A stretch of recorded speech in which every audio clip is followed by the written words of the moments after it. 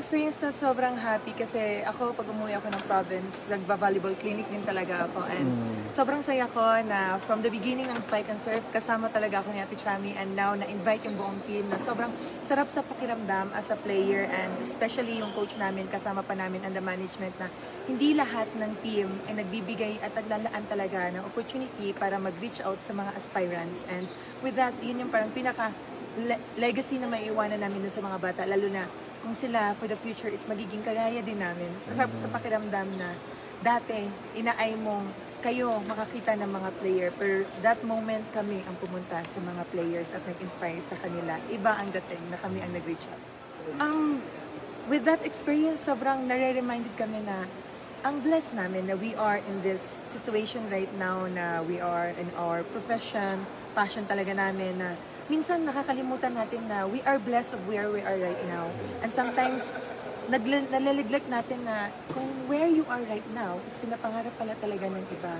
So, sa pagdala namin ng court, nadadala namin yung inspirasyon na pag yung mga bata, ate, ikaw yung ina-idolize namin, hindi mo masasabi na wala ka talagang ambag sa community, but with your actions and just be who you are, madami kang may inspire and really transform someone's life.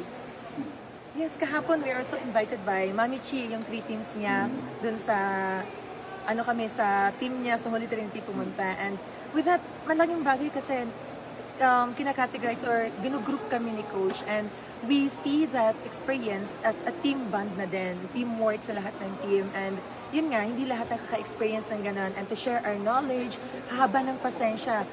Yun talaga ang pinaka-ma-apply namin inside the court, yung haba ng pasensya na kahit alam mo yung teammate mo nagkakahirap-hirap na is habaan mo ang pasensya mo kasi alam mo meron talagang maibubugay yan and sabihan mo lang ng tama at kung ano yung mali niya, marereflect talaga yung mga aral na tututunan niya. And yung experience namin kahapon, dinisregard namin yung training namin and mas pinalit namin yung clinic na yon.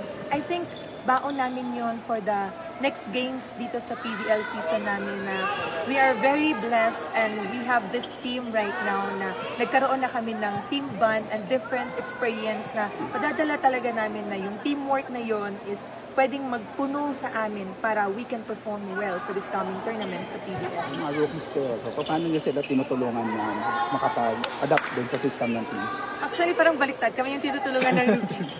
Kasi matagal na kami sa industry and sila bago lang. So yun nga, tama yung sinabi ko din na natutulungan din nila kami. Kasi while they are parang trying to fit dun sa system namin, kami din is nare-reminded kami na yan pala dapat. Kasi sometimes nalalaglag natin na sobrang tagal mo na sa industry, nakakalimutan mo na yung basic.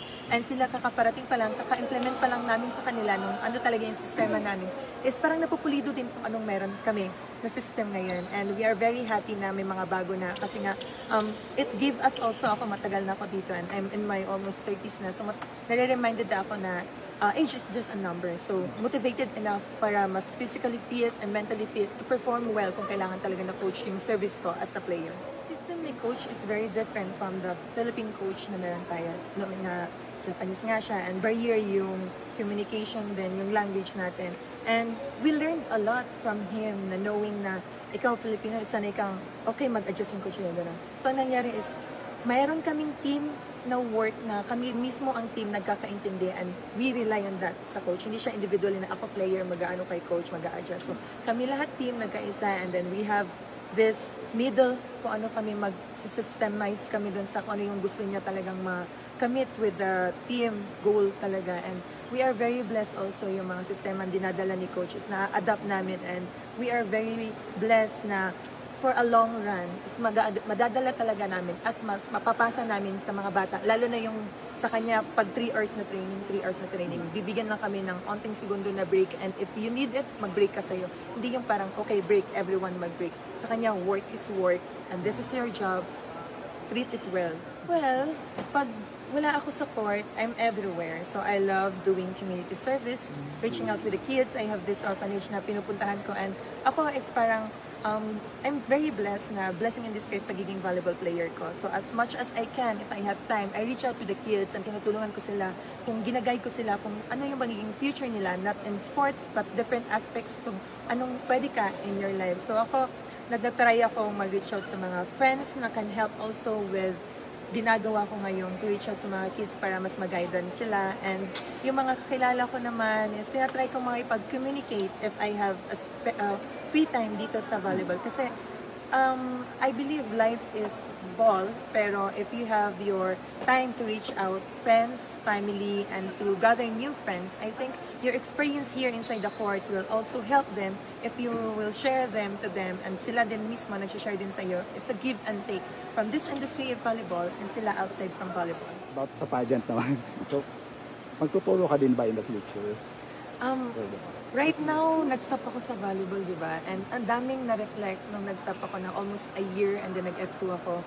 Sobrang blessed ako na nag-stop ako kasi na-reminded ako na yung blessing na meron ako na dito sa industry na to and nagiging professional player is sobrang inaay pala talaga ng lahat. And I'm not closing my door with that industry din sa pageantry kasi blessing din siya sa akin na mas naging empowered ako na nagkakaroon ako ng voice to speak out when needed, and if someone's need your help to speak out, ikaw magiging stand doon for that. And I think magandang combination siya in the near future na hopefully the learnings na mga beautiful ladies here in this industry in volleyball is magagamit nila outside also, kasi volleyball is not just a sport, and I believe we can always inspire other, not just in this industry but outside also, kasi alam kong ang volleyball player is not just a volleyball player, meron talaga silang may bubuga outside from this community.